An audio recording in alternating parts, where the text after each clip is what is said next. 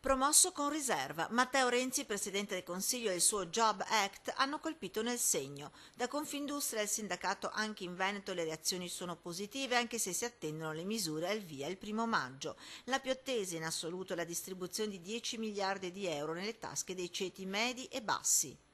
Ma sono circa 1.000 euro all'anno che vengono recuperati da parte dei singoli lavoratori.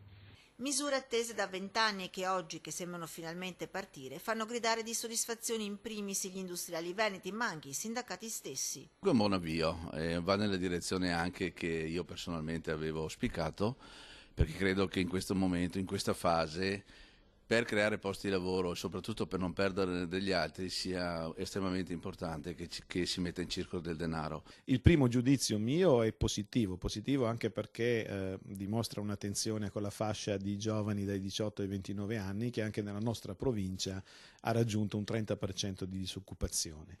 L'altra grossa novità, discussa ma mai affrontata dagli altri governi, è l'aumento della tassa sulle rendite finanziarie e la riduzione dell'IRAP per le aziende, due aspetti tra loro legati, come spiega lo stesso Premier. La tassazione sulle rendite finanziarie diventa in media con gli altri paesi europei e abbassiamo il costo del lavoro.